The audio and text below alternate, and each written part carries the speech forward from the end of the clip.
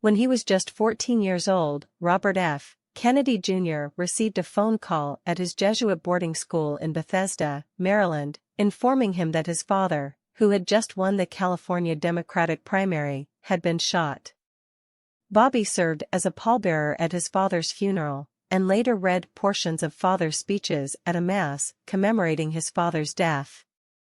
The man who murdered his father was a Palestinian domestic terrorist named Sirhan Sirhan.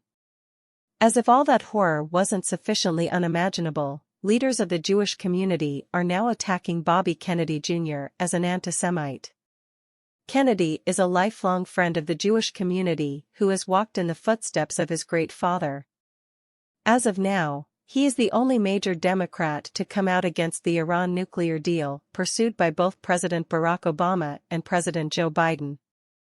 He praised the Israeli recent counter-terror raid in Jenin, which Biden and his ambassador compared to a terror attack, saying that Israel protected civilians in ways no army had ever done before. In politics, context, or lack of it, matters most.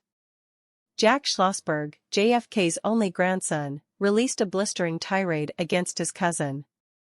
He ignored not only his cousin's strong Jewish ties, but failed to note the fact that President Biden appointed his mother, the excellent Caroline Kennedy, as U.S. ambassador to Australia, which surely presents an inescapable conflict of interest.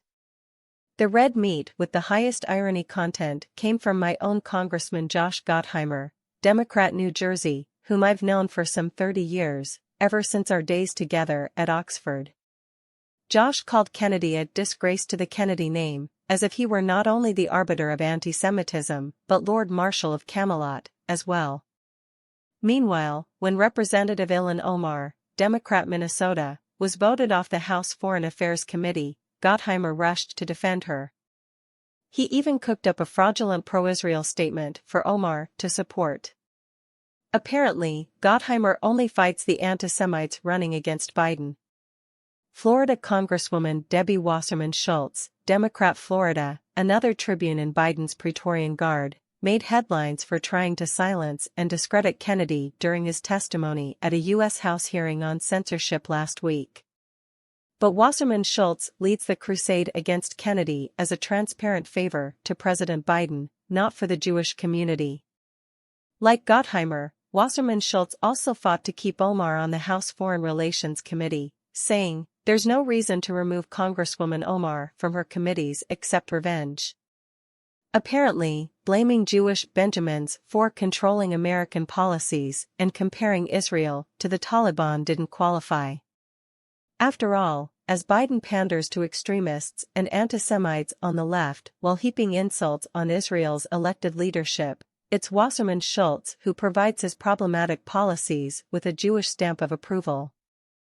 Biden's national strategy to combat anti-Semitism disappointed American Jews by refusing to adopt the Jewish community's preferred definition of anti-Semitism, that of the International Holocaust Remembrance Alliance (IHRA). In the past, Wasserman Schultz was an evangelist for the IHRA. She said the definition crucially promotes a common understanding of the issue and sends a strong message that governments understand the threat. But when Biden decided to spurn the IHRA and sanction the Nexus knockoff, Wasserman Schultz still praised the plan and its fitting release on Jewish Heritage Month, as if tokenism could atone for negating the Jewish consensus. Wasserman Schultz is also complicit in the president's mistreatment of Israel. Biden repeatedly refused to invite Israel's democratically elected Prime Minister Benjamin Netanyahu in gratuitous public fashion. Even after Netanyahu told the press that Biden invited him to the U.S. over the phone, the White House went out of its way to omit the invitation from its readout of the call. Even Morocco's King Mohammed VI invited Netanyahu before Biden did. This is the same Biden who currently criticizes Israel's government for being anti-democratic. Perhaps for Israel's next election, Biden ought to appoint whomever he believes should be in power, the Israeli electorate be damned. Atop the protracted insult of not inviting Netanyahu, Biden passed a Mafia Don message to Israel's prime minister through Bibi's foremost English-language critic, the New York Times' Tom Friedman.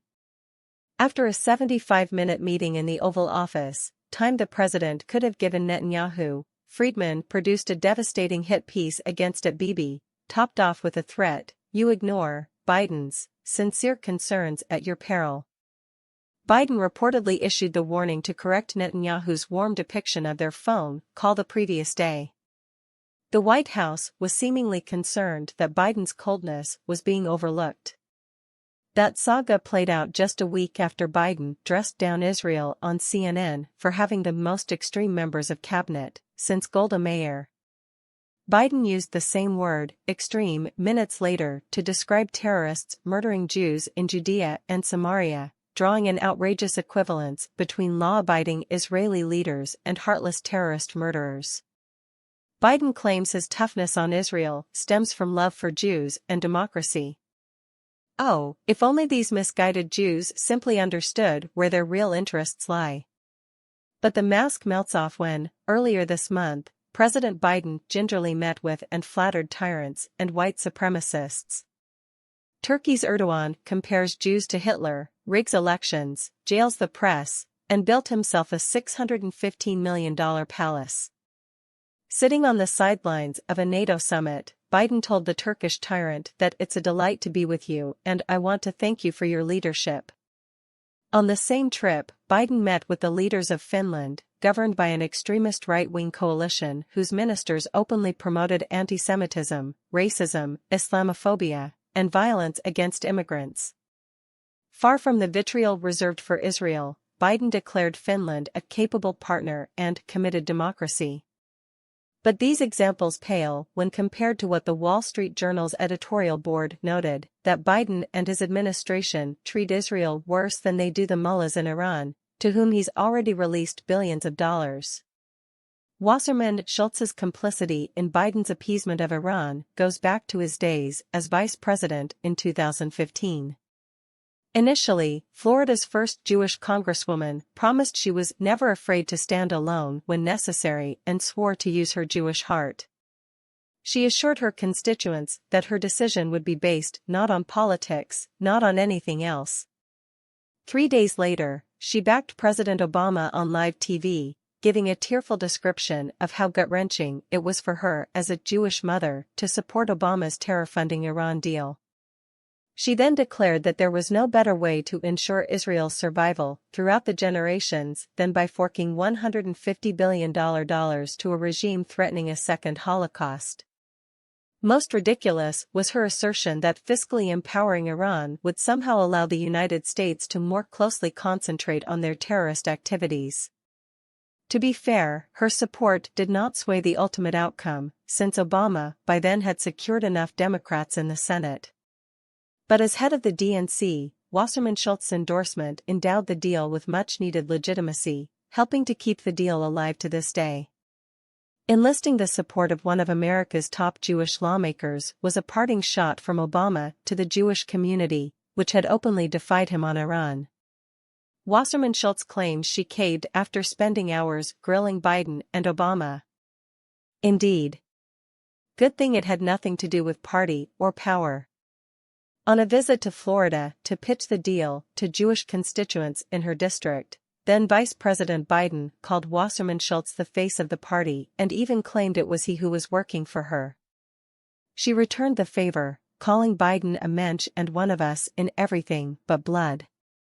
Meanwhile, she cut off the mics for the question and answer period after told attendees not to record or discuss what was said, in order to maintain the integrity of the process.